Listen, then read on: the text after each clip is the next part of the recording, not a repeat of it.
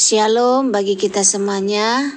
Firman Tuhan untuk kita hari ini dari Daniel pasal 5. Raja Belshazzar mengadakan perjamuan yang besar untuk para pembesarnya, 1.000 orang jumlahnya. Dan di hadapan 1.000 orang itu, ia minum anggur. Dalam kemabukan anggur, Belshazzar menitahkan orang membawa perkakas dari emas dan perak yang telah diambil oleh Nebukadnezar, ayahnya, dari dalam bait suci di Yerusalem, supaya raja dan para pembesarnya, para istri, dan para gundik mereka minum dari perkakas itu. Kemudian dibawalah perkakas dari emas dan perak itu, yang diambil dari dalam bait suci, rumah Allah di Yerusalem. Lalu raja dan para pembesarnya, para istri, dan para gundik mereka minum dari perkakas itu. Mereka minum anggur dan memuji-muji dewa-dewa dari emas dan perak, tembaga, besi, kayu, dan batu. Pada waktu itu juga, tampaklah jari-jari tangan manusia menulis pada kapur dinding istana raja di depan kaki Dian. Dan raja melihat punggung tangan yang sedang menulis itu. Lalu raja menjadi pucat, dan pikiran-pikirannya menggelisahkan dia. Sendi-sendi pangkal pahanya menjadi lemas, dan lututnya berantukan. Kemudian berserulah raja dengan keras, supaya para ahli jampi, para kasdim, dan para ahli nujum dibawa menghadap. Berkatalah raja kepada orang bijaksana di Babel itu, "Setiap orang yang dapat membaca tulisan ini dan dapat memberitahukan maknanya kepadaku, kepadanya akan dikenakan pakaian dari kain ungu, dan lehernya akan dikalungkan rantai emas, dan di dalam kerajaanku ia akan mempunyai kekuasaan sebagai orang ketiga." Tetapi semua orang bijaksana dari raja yang telah datang menghadap tidak sanggup membaca tulisan itu dan tidak sanggup memberitahukan maknanya kepada raja. Sesudah itu, sangatlah cemas hati Raja Belshazzar, dan ia menjadi pucat, juga para pembesarnya terperanjat. Karena perkataan raja dan para pembesarnya itu, masuklah permaisuri ke dalam ruang perjamuan. Berkatalah ia, "Ya Raja, kekalah hidup Tuanku. Janganlah pikiran-pikiran Tuanku menggelisahkan Tuanku, dan janganlah menjadi pucat. Sebab dalam kerajaan Tuanku, ada seorang yang penuh dengan roh para dewa yang kudus. Dalam zaman ayah Tuanku, ada terdapat pada orang itu kecerahan, akal budi dan hikmat, yang seperti hikmat para dewa. Ia telah diangkat oleh Raja Nebukadnezar, ayah Tuanku, menjadi kepala orang-orang berilmu, para ahli jampi, para kasdim, dan para ahli nujum. Karena pada orang itu terdapat roh yang luar biasa, dan pengetahuan dan akal budi, sehingga dapat menerangkan mimpi, menyingkapkan hal-hal yang tersembunyi, dan menguraikan kekusutan, yakni pada Daniel yang dinamai Belshazzar oleh raja. Baiklah sekarang Daniel dipanggil, dan ia akan memberitahukan maknanya." Lalu dibawalah Daniel menghadap raja. Bertanyalah raja kepada Daniel, "Engkaukah Daniel itu salah seorang buangan yang telah diangkut oleh raja, ayahku, dari tanah Yehuda?"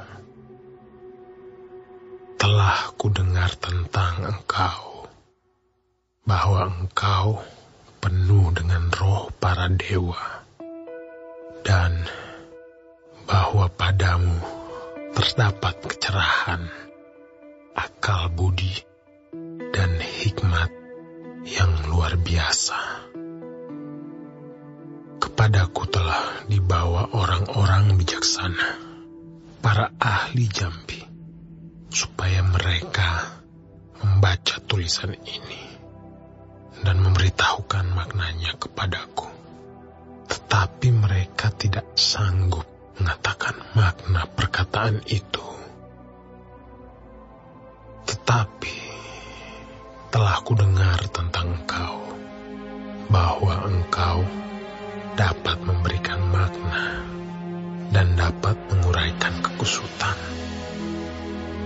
Oleh sebab itu, jika engkau dapat membaca tulisan itu dan dapat memberitahukan maknanya kepadaku, maka kepadamu akan dikenakan pakaian dari kain ungu, dan pada lehermu akan dikalungkan rantai emas, dan dalam kerajaan ini engkau akan mempunyai kekuasaan sebagai orang ketiga. Kemudian Daniel menjawab raja, "Tahanlah hadiah tuanku, berikanlah pemberian tuanku kepada orang lain. Namun demikian, aku akan membaca tulisan itu bagi raja dan memberitahukan maknanya kepada tuanku. Ya tuanku raja, Allah yang maha tinggi telah memberikan kekuasaan sebagai raja, kebesaran, kemuliaan, dan keluhuran kepada Nebukadnezar, ayah tuanku. Dan oleh karena kebesaran yang telah diberikannya kepadanya itu, maka takut dan gentarlah terhadap dia orang-orang dari segala bangsa, suku bangsa, dan bahasa. Dibunuhnya siapa yang dikehendakinya, dan dibiarkan hidup siapa yang dikehendakinya. Ditinggikannya siapa yang dikehendakinya, dan direndahkannya siapa yang dikehendakinya. Tetapi ketika ia menjadi tinggi hati dan keras kepala, sehingga berlaku terlalu angkuh, maka ia dijatuhkan dari tahta kerajaannya, dan kemuliaannya diambil daripadanya. Ia dihalau dari antara manusia, dan hatinya menjadi sama seperti hati binatang, dan tempat tinggalnya ada di antara keledai hutan. Kepadanya diberikan makanan rumput seperti kepada lembu, dan tubuhnya basah oleh embun dari langit, sampai ia mengakui bahwa Allah yang maha tinggi berkuasa atas kerajaan manusia dan mengangkat siapa yang dikehendakinya untuk kedudukan itu. Tetapi tuanku Belshazzar, anaknya, tidak merendahkan diri, walaupun tuanku mengetahui semuanya ini. Tuanku meninggikan diri terhadap yang berkuasa di sorga. Perkakas dari baitnya dibawa orang kepada tuanku. Lalu tuanku serta para pembesar tuanku, para istri, dan para gundik tuanku telah minum anggur dari perkakas itu. Tuanku telah memuji-muji dewa-dewa dari perak dan emas, dari tembaga, besi, kayu, dan batu yang tidak dapat melihat atau mendengar atau mengetahui, dan tidak tuanku muliakan Allah yang menggenggam nafas Tuanku dan menentukan segala jalan Tuanku. Sebab itu, ia menyuruh punggung tangan itu dan dituliskanlah tulisan ini. Maka inilah tulisan yang tertulis itu. Mene, Mene, Tekel Ufarsin. Dan inilah makna perkataan itu. Mene, masa pemerintahan Tuanku dihitung oleh Allah dan telah diakhiri. Tekel, Tuanku ditimbang dengan neraca dan didapati terlalu ringan. Peres, kerajaan Tuanku dipecah dan diberikan kepada orang Media dan Persia.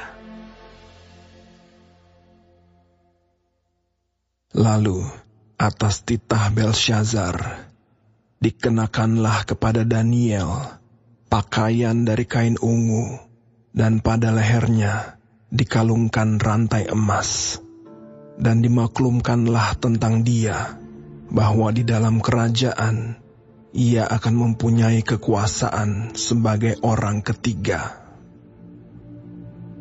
Pada malam itu juga terbunuhlah Belsyazar, raja orang Kasdim itu. Darius, orang Media, menerima pemerintahan ketika ia berumur 62 tahun.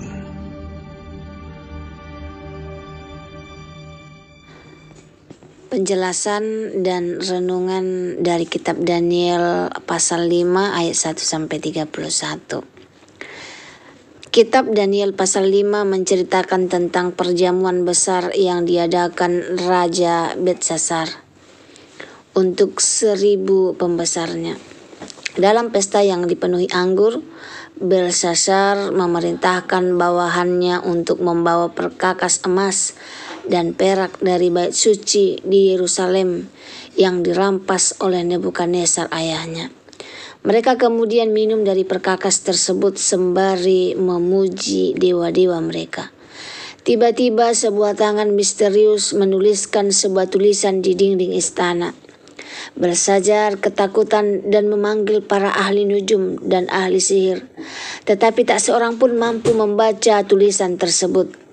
Akhirnya atas saran ratu, Daniel dipanggil. Daniel menerjemahkan tulisan tersebut yang meramalkan kejatuhan Belsyazar dan kerajaan Babel.